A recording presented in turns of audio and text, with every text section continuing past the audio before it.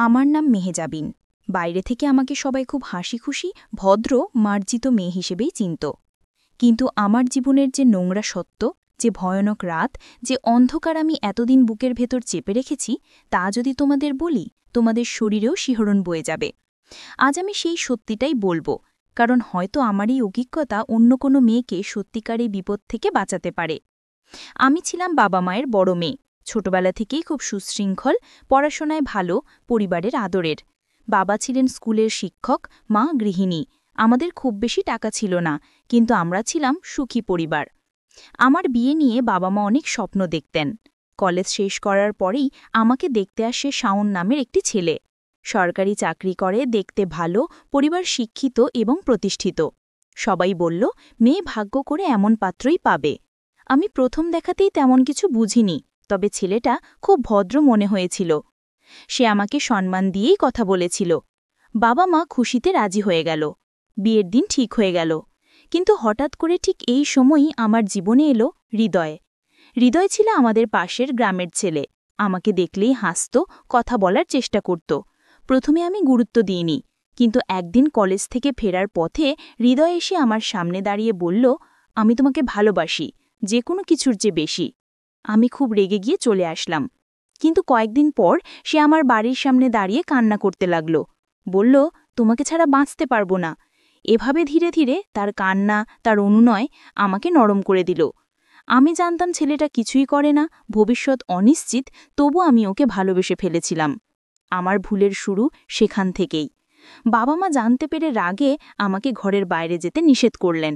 আমি কান্নাকাটি করতে লাগলাম। কিন্তু বাবা মা নিজের অবস্থানে অটল ছিলেন।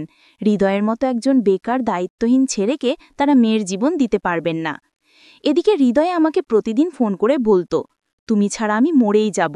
তুমি যদি আমাকে না পাও, তাহলে আমাকেও হারাতে হবে। এই কথাগুলো শুনে আমি ভয় পেয়ে যেতাম।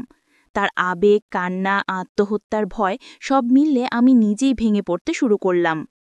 বিয়ের আর মাত্র ৩ দিন বাকি। ঠিক তখন এক রাতে হৃদয় আমাকে ফোন করে বলল, মেহেজাবিন, আজ যদি তুমি আমাকে না পাও, আমি সকালে আর বেঁচে থাকব না। তুমি আমাকে ভালোবাসো, অথচ বিয়ে করবে অন্যকে। এটা কিভাবে সহ্য করব? তার কণ্ঠে এমন অসহায়ত্ব ছিল যে আমি তাতেই ভেঙে পড়লাম। আমার মস্তিষ্ক কাজ করছিল না। আমি ভেবেছিলাম আমি যদি তাকে বাঁচাতে পারি, তাহলে হয়তো একদিন পরিবারও তাকে মেনে নেবে। বুঝতেই পারিনি আমি কি ভয়ানক ভুল করতে চলেছি। রাত ১টা বাজে, সবাই ঘুমিয়ে পড়েছে। আমি আলমারি খুলে আমার বিয়ের গয়নার বাক্সটা বের করলাম। গলার হার, কানের দুল, বালা সব তুলে নিলাম। কিছু নগদ টাকাও নিলাম। আমি কাঁদতে কাঁদতে বাবার বালিশের নিচে একটা চিঠি রেখে বেরিয়ে পড়লাম। চিঠিতে লিখেছিলাম, বাবা মা, আমাকে ক্ষমা করো। আমি আমার নিজের ভালোবাসাকে বাঁচাতে যাচ্ছি। আমাকে খুঁজো না, আমি সুখে আছি। সেই রাতেই আমি হৃদয়ের হাত ধরে পালিয়ে গেলাম। হৃদয় আমাকে ট্রেনে তুলে তার গ্রামের বাড়িতে নিয়ে গেল। সবকিছু এত দ্রুত হচ্ছিল যে আমি কিছুই বুঝতে পারছিলাম না। আমাকে এক ছোট অন্ধকার বাড়িতে নিয়ে যাওয়া হলো। সেখানে তার এক বন্ধু এবং এক বয়স্ক লোক ছিল। তারা বলল, আজকেই আমাদের বিয়ে হবে। আমি সবকিছুতেই সম্মতি দিলাম, কারণ তখন আমি ভাবছিলাম হৃদয় আমার একমাত্র আশ্রয়। একজন মৌলানা এনে আমাদের বিয়ে পড়ানো হলো। হৃদয় আমাকে প্রতিশ্রুতি দিল, আমি তোমাকে সুখে রাখব, কখনো কষ্ট দেব না। কিন্তু বিয়ে শেষ হতেই তার আচরণ বদলে যেতে শুরু করল। সে প্রথমেই বলল, গয়নাগুলো দাও, আমি এগুলো সেফে রাখব। আমি সন্দেহ করিনি, সবই তার হাতে তুলে দিলাম। কিন্তু আমি তখনও জানতাম না গয়না গেলে আমার জীবনও যাবে। তার বাড়িতে ৩ জন মানুষ ছিল, হৃদয়ে, তার বন্ধু আর এক লোক, জনি। জনি পরে আমার জীবনের কাল হয়ে দাঁড়ালো। রাতে আমাকে নতুন ঘরে পাঠানো হলো। আমি নতুন শাড়ি পরে লজ্জায় মুখ ঢেকে আঁচল টেনে স্বামীর জন্য অপেক্ষা করছিলাম। কিন্তু হৃদয় ঘরে এলো না। রাত পেরিয়ে প্রায় ১.৫ ঘন্টা পরে দরজা ধীরে খোলার শব্দ পেলাম। ভেবেছিলাম হৃদয়, কিন্তু না, দরজা দিয়ে ঢুকল জনি। আমার স্বামীর মতো গড়ন, কিন্তু স্বামী নয়। আমার দিকে এক দৃষ্টিতে তাকিয়েই সে প্রথমে আলো বন্ধ করে দিল। আমি তখনও বুঝতে পারিনি। সে কাছে এসে আমার মুখের ঘোমটা সরিয়ে দিল। আমি অবাক হয়ে বললাম, আপনি এখানে কেন? মানে হৃদয় কোথায়? কিন্তু লোকটা কথা না বলে আমার গায়ের গয়না খুলতে লাগল। আমি হৃদয়ের নাম ধরে বললাম, তুমি কথা বলছো না কেন? তখন সে আমার কানে ঝুঁকে ফিসফিস করে বলল, আজকের রাত আলো জ্বালিয়ে কাটানোর নয়, কাজটা অন্ধকারেই হয়। তার কণ্ঠস্বর শুনে আমার বুক কেঁপে উঠল। এ কণ্ঠস্বর হৃদয়ের নয়। আমি ঝটকা দিয়ে নিজেকে ছাড়িয়ে দিলাম। আলো জ্বালতেই দেখি যে লোকটা আমার স্বামী নয়, সে জনি। আমি ভয়ে কাঁপতে কাঁপতে চিৎকার করলাম, আপনি এখানে কেন? আমার স্বামী কোথায়? জনি ঠান্ডা হাসি দিয়ে বলল, তোমার স্বামী আমাকে 20,000 টাকায় তোমাকে দিয়েছে, শুধু আজকের রাতের জন্য। আমি ভয়ে দেওয়ালে ঠেকে গেলাম। চোখের সামনে সব অন্ধকার হয়ে গেল। আমি দৌড়ে বাইরে বেরোলাম। দেখি হৃদয় বাইরে বসে মদ খাচ্ছে তার বন্ধুদের নিয়ে। আমি তাকে ধরে কাঁদতে কাঁদতে বললাম, এ কি, তুমি এমন করতে পারলে?